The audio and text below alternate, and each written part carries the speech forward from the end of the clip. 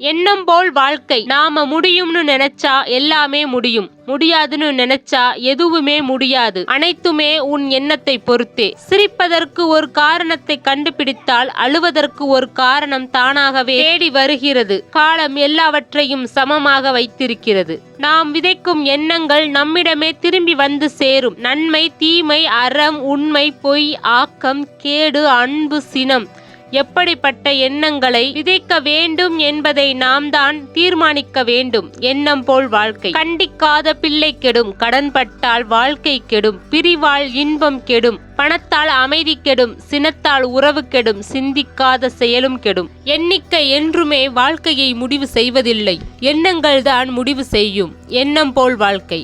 நீ இழப்பதை நினைத்து வருந்தினால் இருப்பதையும் இழந்து விடுவாய். நீ இருப்பதை நினைத்து மகிழ்ந்தால் இழந்ததையும் அடைந்து விடுவாய். எண்ணங்கள் ஈடேற வேண்டுமென்றால் நல்ல எண்ணங்களை மட்டும் விதைக்க கற்றுக்கொள்.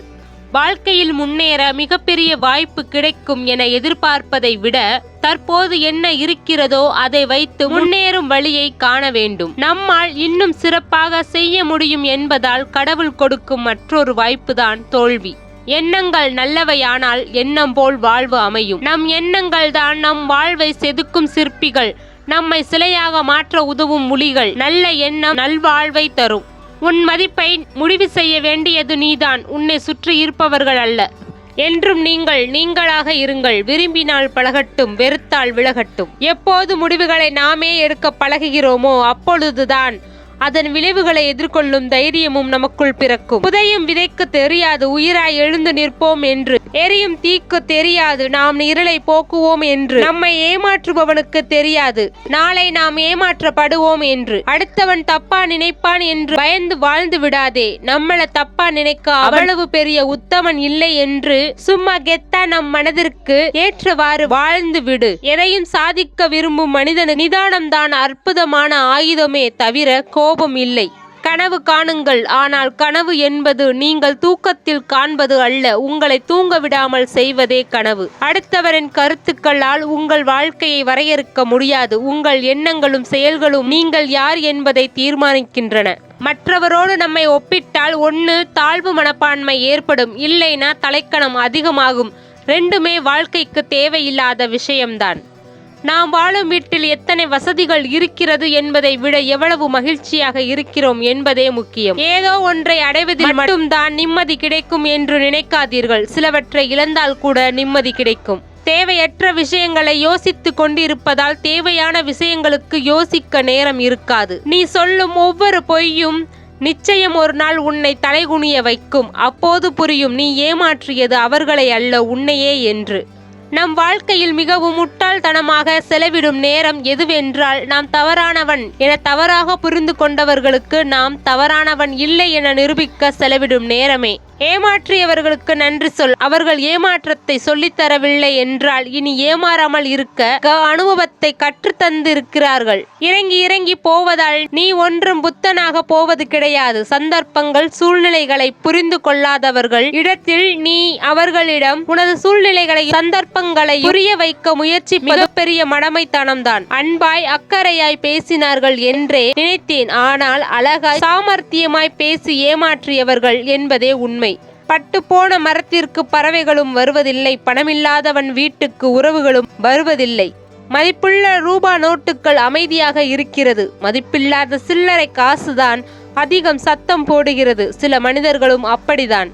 தராசிற்கு நியாயமெல்லாம் தெரியாது, எந்த பக்கம் கனம் இருக்கிறதோ அந்த பக்கம் சாய்ந்துவிடும்.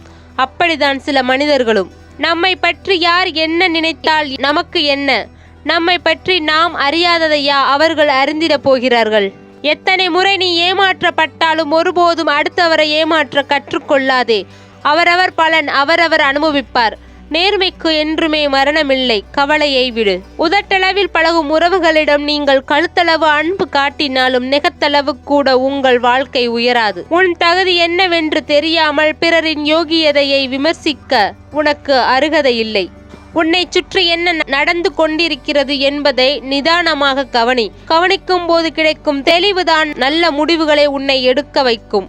உழைப்பை முதலீடு செய்து கொண்டே இருங்கள். கண்டிப்பாக ஒரு நாள் நீங்களே ஆச்சரியப்படும் அளவுக்கு ஒரு இடத்தில் நின்று கொண்டிருப்பீர்கள்.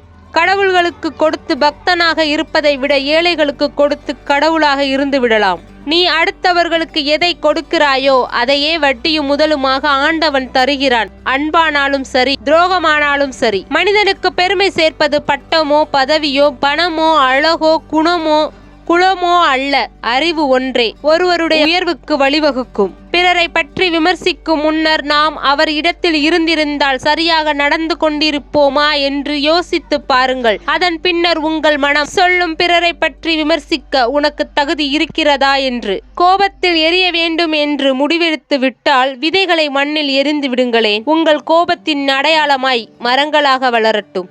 இரும்பை யாராலும் அழிக்க முடியாது, ஆனால் அதன் சொந்த துரு அதனை அழித்துவிடும். அதுபோல ஒரு மனிதனின் அழிவு அவனது மனநிலையை பொறுத்தே அமைகிறது. வாழ்க்கையில் முன்னேற மிகப்பெரிய வாய்ப்பு கிடைக்கும் என எதிர்பார்ப்பதை விட தற்போது என்ன இருக்கிறதோ அதை வைத்து முன்னேறும் வழியை காண வேண்டும்.